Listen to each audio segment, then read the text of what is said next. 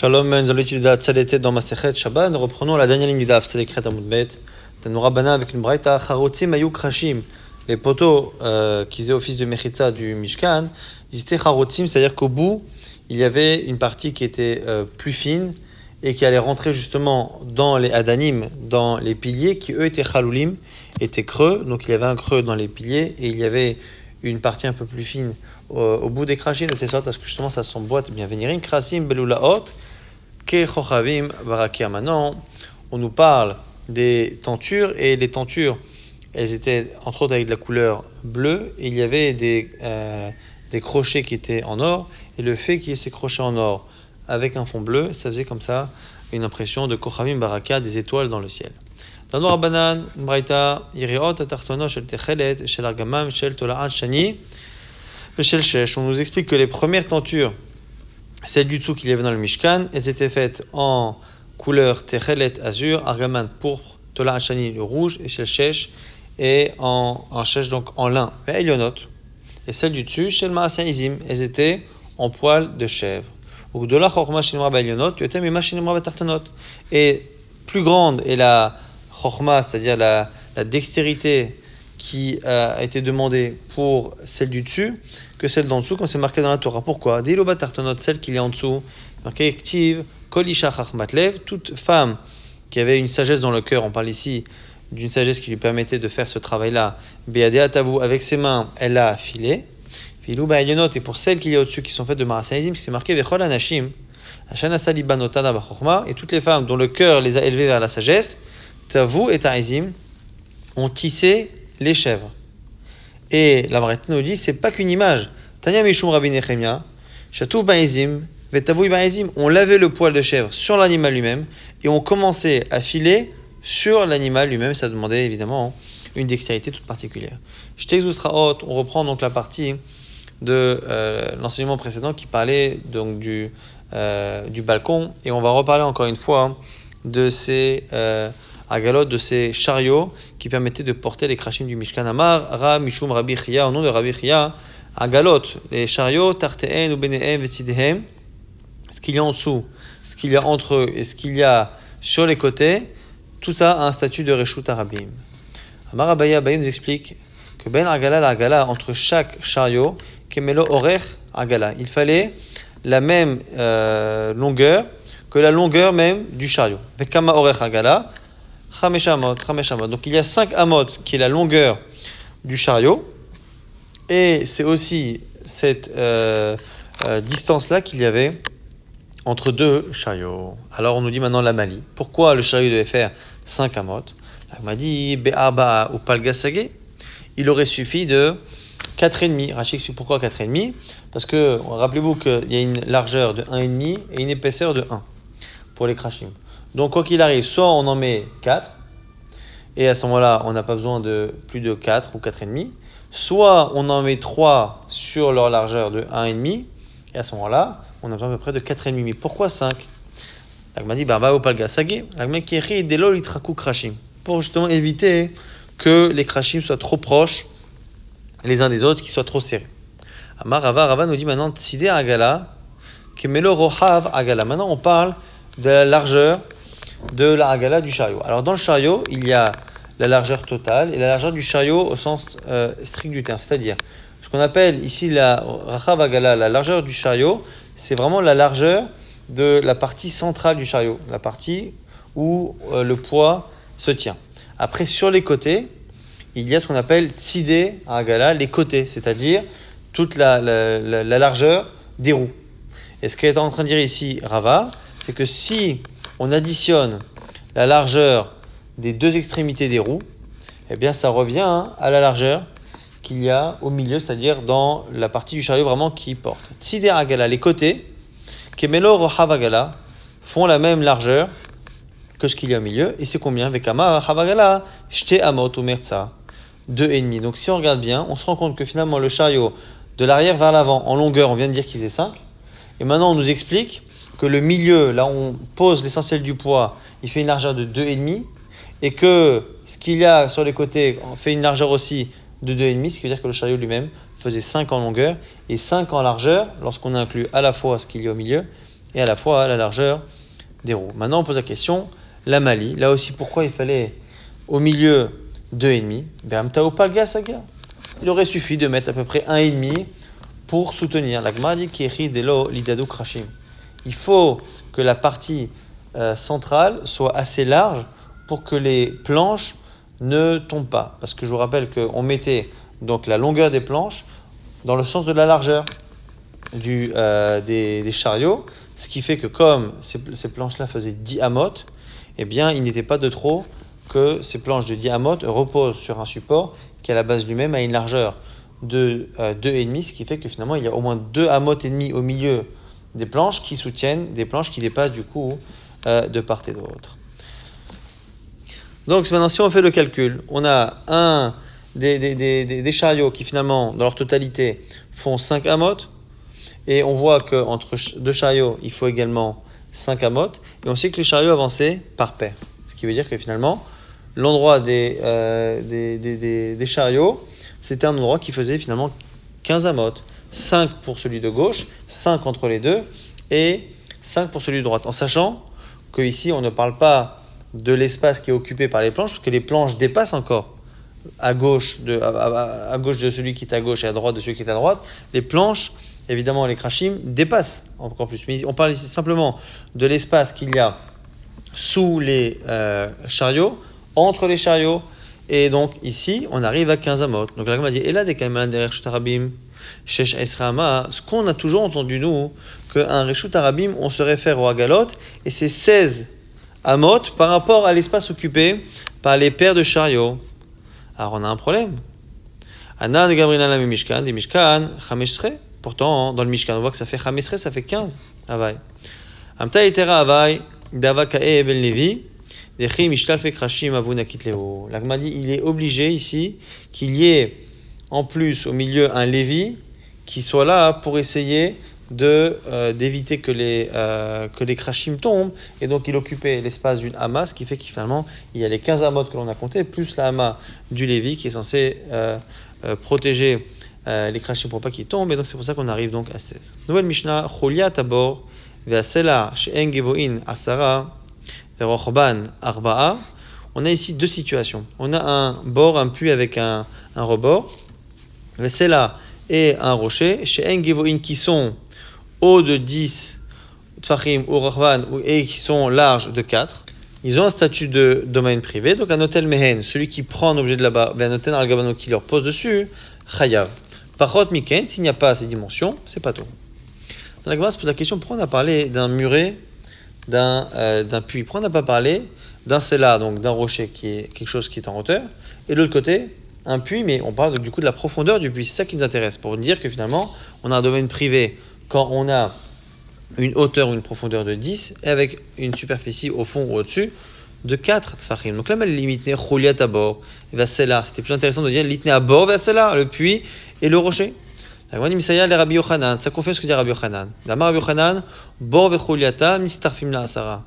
On peut finalement additionner la profondeur d'un trou avec le muret qu'il y a sur le côté. C'est-à-dire que si un puits n'a pas la profondeur de 10, mais que finalement si on additionne le pourtour, le muret qu'il y a autour, et que en comptant depuis la hauteur de ce mur jusqu'en dessous, on a 10 amot, même si par rapport au niveau de la terre, on n'a pas 10 tfachim plutôt, eh bien, ça s'additionne. C'est ça le chidouche. La Gemara apporte une braïta qui confirme cela. Tanyan emiachi bor b'shtarabim amuka yud rachava arba'a. On a un trou qui fait une profondeur de 10 tfachim et une superficie de 4 sur 4. En memalim imena b'shabbat. On ne peut pas le remplir pendant Shabbat. Et d'ailleurs, ken asula mechitza gavoa yud tfachim. Sauf si, juste à côté, on a fait une mechitza de 10 tfachim, ce qui permet de mettre finalement l'entourage, ce qui est à côté du puits, le mettre dans le domaine public. Donc on pourrait du coup mettre un seau dedans, dans ce puits, si tout ce qu'il y a autour est déjà un domaine privé. On ne peut pas aborder ce puits pendant Shabbat, sinon il y a la rocho verubo, sauf si on a déjà la tête et la majorité du corps dans le puits. À ce moment-là, c'est pas une autre ça. Ce qui nous intéresse dans cette braïta, c'est ce qui est marqué ici. Bord, le puits, le trou, et chuliata et le mur qu'il y a autour, mitztarfin la asara, eh bien, peuvent s'additionner pour avoir la profondeur escomptée de 10 tfachim. Bien, on a une shéla ici de Ramordecha qui pose la question à Rava. Il dit Amod Bershut Arabim Gavo Ayud. On a une estrade qui est haute de 10 fachim et qui est large de 4. Zarak Venar Al-Gabav Mahou. On a jeté maintenant un objet et il tombe dessus. Quel est le statut? Est-ce que on a fait une melachat Shabbat? Pourquoi? Miamrinan, Area Akira Beisur, Area Nacha Beisur. A priori, je l'ai porté dans le domaine public, donc j'ai fait la Akira dans le domaine public. Je l'ai lancé, ça a transféré et c'est arrivé dans le domaine privé qui est sur Hamoud de hauteur de 10 et de 4 sur 4. Donc du coup, Akira Nacha Beisur. Oh, dis-moi peut-être que je regarde autre chose. Keva Dimim comme Patour Kaatir, c'est qu'entre temps, pour arriver sur une estrade qui est haute de 10, forcément que l'objet a été à un moment donné dans l'espace aérien qui est au-dessus de 10. Et cet espace aérien est ma comme tour. Donc est-ce qu'on regarde simplement le décollage et l'atterrissage qui se font dans un endroit qui est domaine public à domaine privé? Ou est-ce qu'on regarde le fait que quand il arrive dans le domaine privé, il vient de passer par le Makom Tour. Et donc du coup, on n'est pas Chaya. Ça c'est la question que Rav Mordechai pose à Rava. Et Rava lui dit, Amar le matitini. C'est notre Mishnah. On a vu dans notre Mishnah que celui qui pose un objet sur quelque chose, un Sela qui est haut de 10, il est Chayav. Donc c'est notre Mishnah. À la base c'est posé, chez nous c'est lancé, mais c'est pareil. Attache, il a posé la question à Rav Yosef. Amar le matitini. Il a dit, pareil, c'est la Mishnah. Attache, elle est là-bas, il est parti voir Abaye. Amar il a dit, matitini, pareil, c'est la Mishnah. Amar il leur a dit, dis-moi, Kulchu, Beroka, Dadade, Tfitou, vous avez tous la même salive. Alors, le même argument, la même réponse. Alors ils lui ont dit, Amrole, Ve'adot Isvara. Quoi, toi t'es pas d'accord avec nous? Maintenant, c'est marqué la Mishnah, Notel Me'en, Notel Agaba. Haya, celui qui enlève ou qui pose sur un muret ou sur un rocher, qui a cette dimension-là, il est Chayav. Alors il dit, Amarle, dit, Mamatini Bemachat. Il dit, je vais expliquer pourquoi je vous pose la question. Parce que peut-être que la Mishnah, elle parle d'un cas où il n'y a pas ma question. Pourquoi? Parce que là-bas, c'est peut-être une aiguille, que l'aiguille, au moment où elle arrivait, elle n'a pas eu le temps vraiment de passer entièrement dans le domaine plutôt. Alors, il dit, attends, mais Yefchar Delomidelia Pourta, elle a quand même forcément à un moment donné dépassé un peu les dit Fahim. Alors, lui dit, non, des Hitlé Moracha, peut-être qu'il y a un petit coin dans le rocher qui fait que, qui est en dessous de dit Fahim, mais qui a déjà le statut du domaine privé, parce que tout le reste du rocher est un domaine privé, donc même la petite excroissance qui est en bas, eh bien, elle a ce statut. Inami Derame Baharitza, où il y a une sorte de petit passage, de petit trou qui fait que ça peut directement passer par cet endroit et arriver sans dépasser les dit Fahim. Mais moi qui pose la question avec quelqu'un qui lance, du coup, c'est pas forcément évident que ce soit le cas de la Mishnah. Donc, Amar Ameshia Ba'e Rabbi Yochanan, il dit que la question a été posée par Rabbi Yochanan, Kotel Bershut Arabim Gavoa Yud Veno Racha Barba, un mur qui est dans le domaine public, qui est haut de 10 fachim, mais qui n'a pas au-dessus une superficie pour poser qui fait de 4 fachim sur 4 fachim. Et la question est posée, est-ce que dans certains cas, on pourra quand même dire que c'est un domaine privé? Pourquoi? Normalement, non, ça n'a pas les dimensions.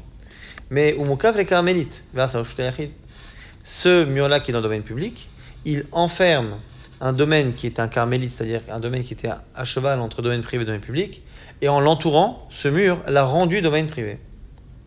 Et du coup, maintenant, on jette un objet qui est dans le domaine public sur ce mur qui n'a pas les dimensions pour être un domaine privé, mais qui, d'un autre côté, lui-même rend un domaine privé.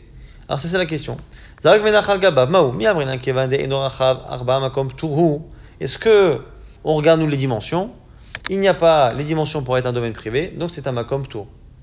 Ou peut-être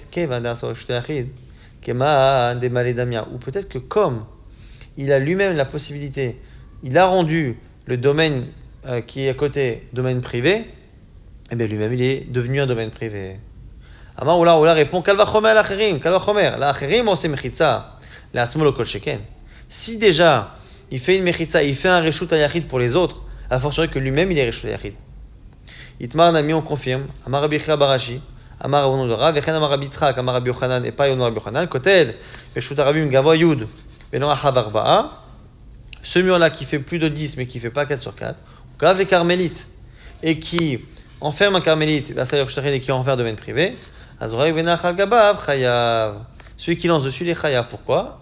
Parce que la Khérim aussi Mechitza le Asmo le Kol Sheken. Si déjà il est une Mechitza pour les autres et qu'il fait un domaine privé pour les autres, a fortiori pour lui-même. Rabbi Yochanan, nouvelle question, cette fois de Rabbi Yochanan. Bor tish'a ve'aka mimenu cholia ve'shlema l'asara mahu. On a un trou qui fait 9 tfachim. Donc il ne fait pas, il a la largeur, mais il n'a pas la profondeur.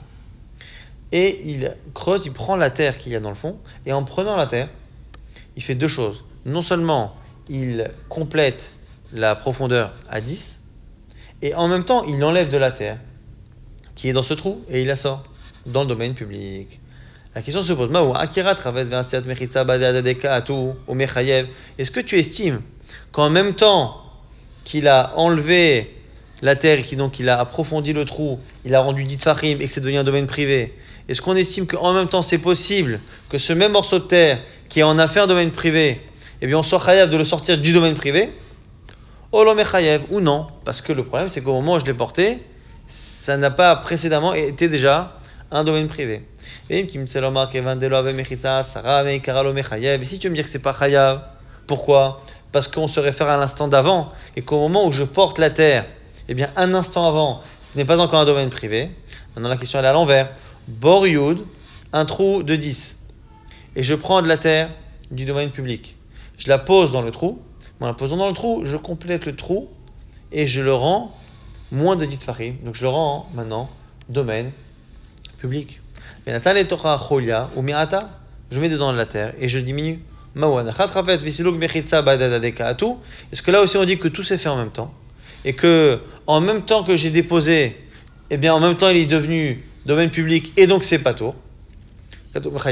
Ou finalement non. Donc là si on regarde la situation antérieure, il était déjà un domaine privé et donc du coup quand je pose je fais une melacha. Si on considère ce qui s'est passé maintenant, non. Alors on essaie de répondre avec une autre halakha de Rabbi Yochanan. Tifshot lemidideh, on peut répondre à Rabbi Yochanan par du Rabbi Yochanan. Pourquoi? Dit-nous, c'est marqué dans une Mishnah. Azorek arba amot bakotel, on a fait ça au début de la Masechet. Azorek arba amot bakotel, celui qui lance et qui traverse 4 amot et qui arrive sur un mur. Les malam asara, qui fait plus de asara tfachim. On dit qu'Ezorek ba'avir, c'est comme s'il avait jeté dans l'air parce que c'est domaine tour. Les matam asara à moins de 10, qu'Ezorek ba'aret, c'est comme s'il est jeté par terre. Et s'il se jette par terre, c'est chayav. Et on pose la question, et pourtant, s'il l'a jeté sur le mur par terre, c'est que ça ne s'est pas posé.